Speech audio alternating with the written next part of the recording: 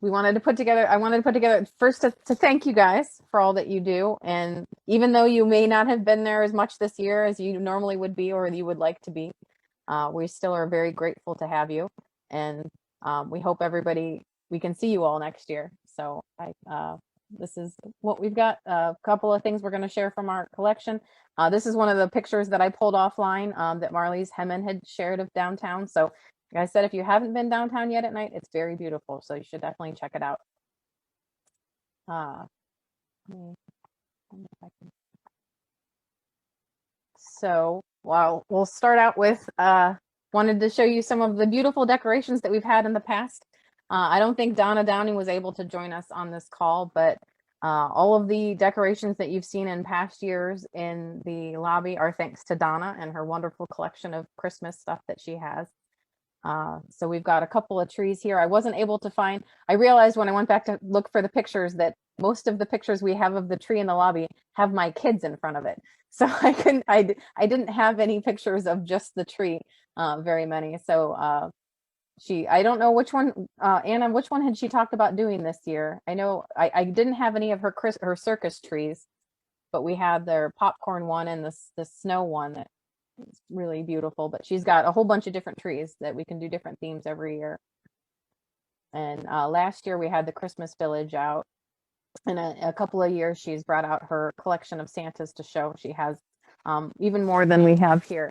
And then these are our, which normally we would have up for you guys when you come for the volunteer Christmas party. You guys would see the volunteer Christmas tree with everybody's pictures on it. So this is a couple of different years where we had the tree up. So we still have the tree and we have your pictures, and we need to get pictures of some new volunteers that have come the last couple of years. But we're very grateful for you guys, and we're sorry we weren't able to be open in December this year because we do like to decorate with Donna. So I'm going to go into a few things that we have in our collections to share with you. This is a great picture of Santa at Wren's. If you guys, do any of you guys have pictures like this of yourselves or your kids? This is one that came from another volunteer, Bill Zugelder, who isn't on here today, but this is one of his daughters at Wren's. So I bet you a lot of people out there have that same little packet with their picture in it. So this is a really great one. A great collection that we have up in the archives is of the Rotary Club. We have dozens of boxes from them, including a whole bunch of boxes of pictures from their Christmas parties, because they've been around since I think 2014, and they've had Christmas parties almost every year since they started for children with disabilities. I'm not sure what they did this year, but I'm sure that they still managed to do something for the children that they serve, even if they couldn't do it in person. But this is just a selection of some of the pictures from the archives of various years. I love this one of a performing dog, and we've got lots of great ones of Santa. They had an elephant one year in 1963, looks like. This is at the Wittenberg Field House. I think maybe a lot of them were held there, but we've got lots of great pictures from lots of different years. Patty, you're on this call. These are Patty has been volunteering with us since the beginning of 2019, and she's been bringing in stuff for her family collection pretty much since then.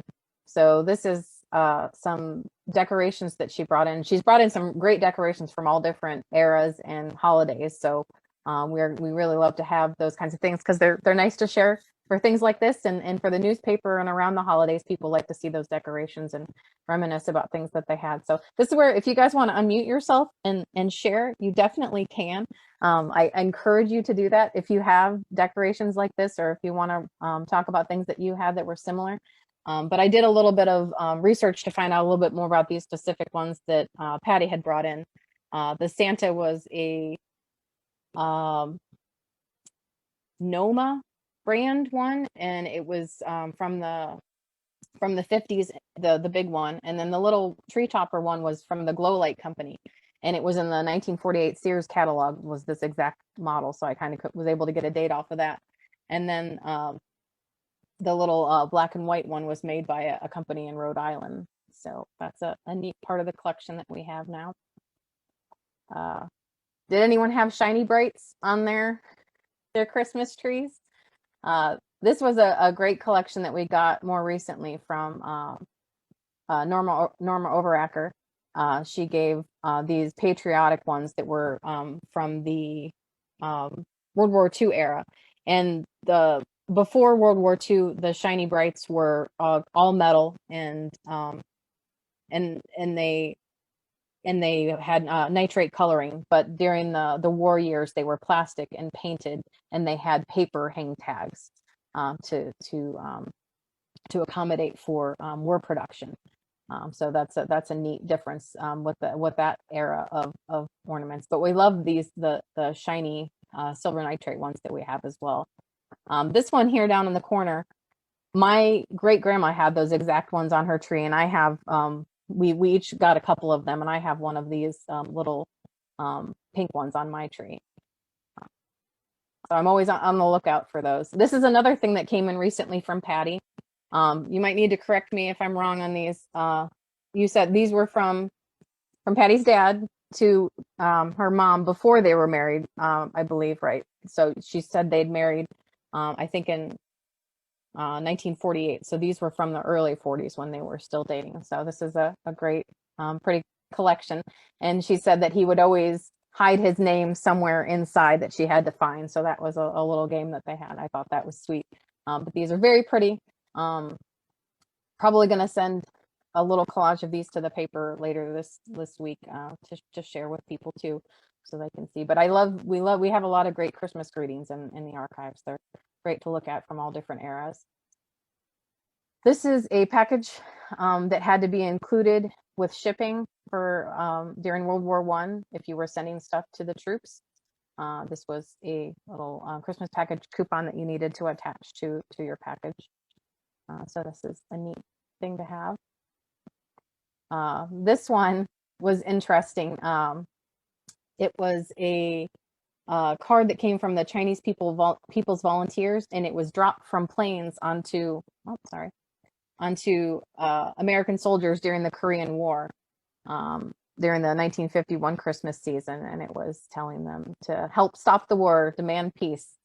I thought that was definitely an interesting piece that could fit in either our social history collection or our military collection back in the archives. This is another one that came from Patty, and when we shared this one online, people had a lot of memories of ice skating at Snyder Park. So I bet you guys do too.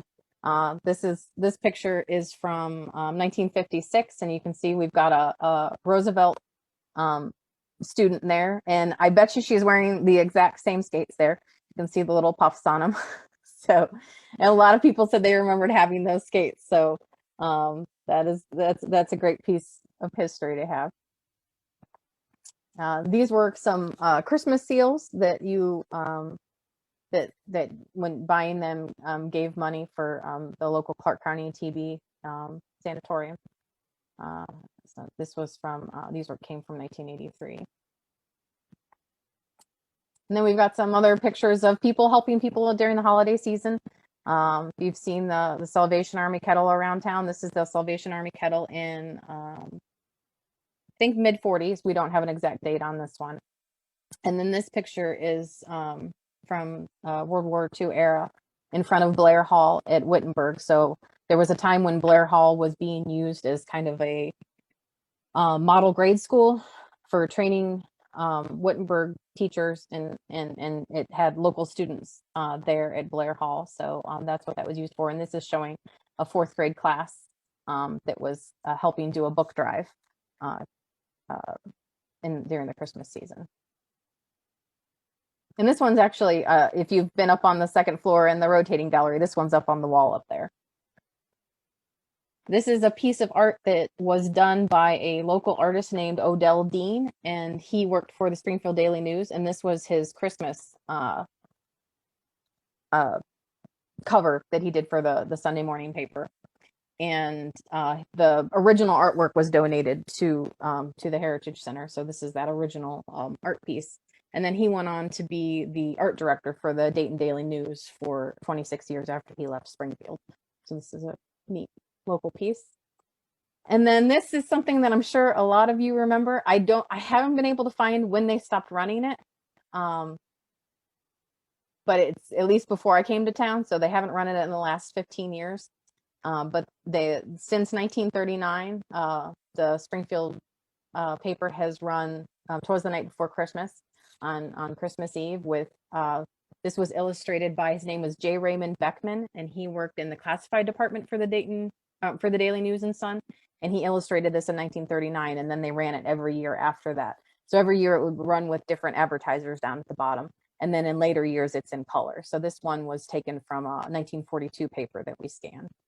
Uh, so it's a neat piece, and a lot of people have memories of reading this to their families from the paper on Christmas Eve. So I'll be sharing this on our Facebook page on Christmas Eve for anyone that wants to see it and keep the tradition alive in next week. So, and that's all I have for the slideshow. I wanted to thank you guys all again and wish you a happy and healthy holiday and new year. And we hope we can see you guys all again in person soon. So.